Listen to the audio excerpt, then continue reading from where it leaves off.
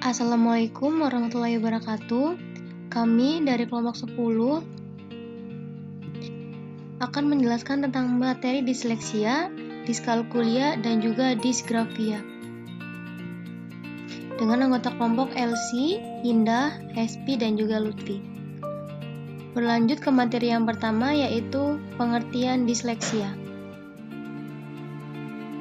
Disleksia adalah kondisi ketika perbedaan kerja otak yang membuat seseorang individu dengan disleksia memproses informasi yang diterima dari otak dengan cara yang berbeda.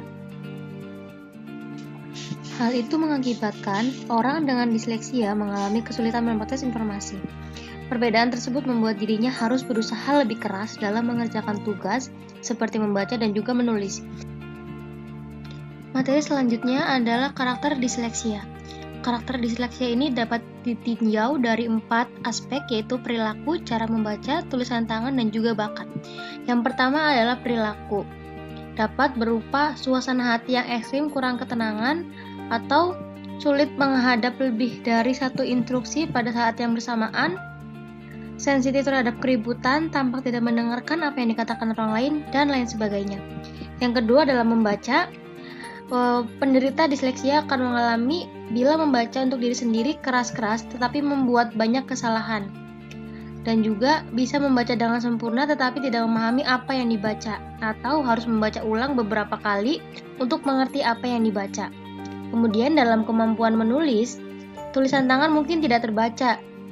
Selanjutnya, sulit merangkai huruf-huruf, jarak antar kata huruf-huruf, dan jarak antar kata tidak beraturan. Dan masih banyak lagi. Yang terakhir adalah bakat.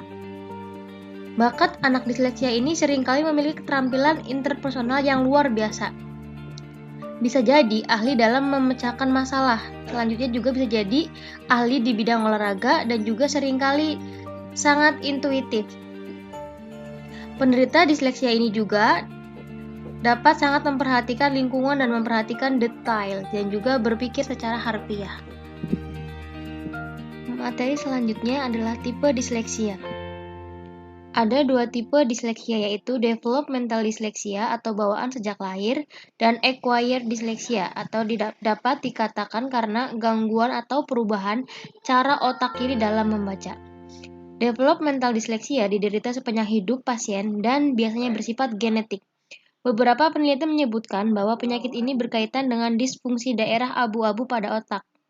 Disfungsi tersebut berhubungan dengan perubahan konektivitas di area fonologis atau membaca. Kemudian, selanjutnya kita akan membahas tentang faktor penyebab disleksia. Penyebab disleksia hingga kini masih belum dapat dipahami dengan baik, karena itu juga pada neurolog kesulitan untuk menegakkan definisi yang didasarkan pada gangguan fungsi neurologis.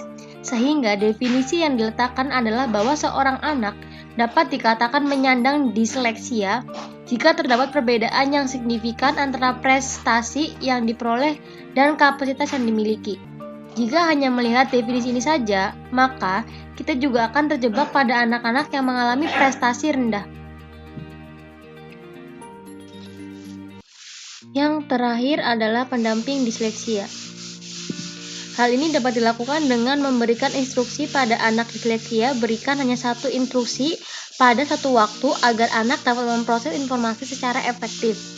Dan selanjutnya adalah manfaatkanlah teknologi informasi dengan menggunakan perangkat lunak pengenal suara. Selain itu juga dapat dilakukan dengan saat mengajar, gunakan pendekatan visual dan juga kinestetik untuk memfasilitasi proses belajar anak. Selanjutnya adalah pembahasan mengenai diskalkulia. Diskalkulia adalah ketidakmampuan dalam melakukan keterampilan aritmatika yang diharapkan untuk kapasitas intelektual dan tingkat pendidikan seseorang yang diberikan melalui tes yang dilakukan secara individual.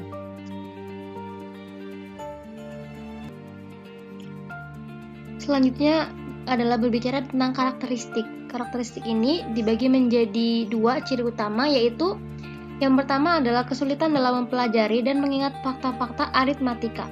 Anak dengan gangguan diskalkulia mengalami kesulitan dalam mempelajari dan mengingat fakta aritmatika seperti makna dan juga sifat simbol, angka atau perbandingan. dan juga lain sebagainya. Yang kedua adalah kesulitan dalam melaksanakan prosedur perhitungan. Prosedur perhitungan tidak bisa dilakukan oleh anak dengan gangguan diskalkulia, di mana mereka kurang atau tidak mengerti maksud dan penggunaan simbol-simbol. Selanjutnya adalah tipe disleksia. Yang pertama, lemah dalam logika. Siswa tidak mampu untuk menjelaskan tentang suatu bentuk dan juga ukuran. Yang kedua, lemah dalam perencanaan. Kasus dalam TP ini yaitu siswa tidak mampu untuk menganalisa suatu masalah yang sederhana. Yang ketiga, tekun dalam tugas. Siswa dapat menunjukkan ketekunannya dalam menjelaskan masalah, namun apa yang dikerjakannya tidak pernah benar atau dengan kata lain selalu salah. Yang terakhir adalah ketidakmampuan menghitung sederhana. Siswa kesulitan dalam menjumlahkan, mengurangkan, mengalihkan, serta membagi dalam menyelesaikan soal-soal sederhana. Berlanjut ke faktor penyebab diskalkulia. Yang pertama adalah hipotesis tentang penyebab gangguan diskalkulia dan gangguan belajar lainnya cenderung terfokus pada masalah kognitif perseptual dan kemungkinan faktor neurologis yang mendasarinya. Yang kedua adalah faktor fisiologis, faktor lingkungan, dan juga kelemahan dalam proses pengamatan, yaitu anak-anak tidak dapat mengamati nomor dan matematika secara keseluruhan. Pendamping dan layanan bimbingan disleksia dapat dilakukan dengan berbagai cara. Yang pertama adalah penanganan harus dimulai di awal karir pendidikan anak. Yang kedua, perbanyak contoh-contoh konkret. Yang ketiga, dapat dilakukan dengan gunakan pendekatan positif untuk mengenalkan konsep dasar, dan juga masih banyak lagi cara lain untuk pendampingan anak yang Gangguan yang terakhir adalah gangguan disgrafia atau gangguan menulis. Dalam hal teknik menulis, lebih banyak masalahnya disebabkan karena adanya gangguan fisiologis, terutama pada gangguan sensori motorik. Selanjutnya adalah karakteristik disgrafia.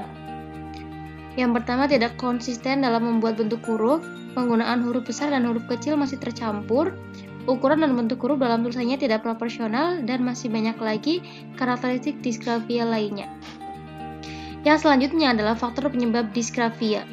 Gangguan menulis kebanyakan disebabkan karena gangguan motorik halus pada lengan, sendi tangan, dan jari-jari, juga gangguan pada pencanderaan secara visual. Jika gangguan yang terdapat di keduanya, maka gangguan itu menjadi gangguan pada koordinasi mata tangan. Selanjutnya adalah pendampingan dan penanganan disgrafia. Dapat dilakukan dengan pahami keadaan anak. Yang kedua, menyajikan tulisan cetak, dan juga dapat dilakukan dengan bangun rasa percaya diri anak. Yang terakhir adalah latih anak terus menulis. Upaya setiap peristiwa menjadi saat-saat latihan bagi anak untuk menulis. Berikan tugas-tugas yang menarik seperti menulis surat untuk teman, untuk orang tua, menulis dalam selembar kertas pos, dan juga masih banyak lagi cara-cara lainnya. Materi sudah kami sampaikan, semoga dapat bermanfaat bagi teman-teman semua. Terima kasih atas perhatiannya. Ditutup. Wassalamualaikum warahmatullahi wabarakatuh.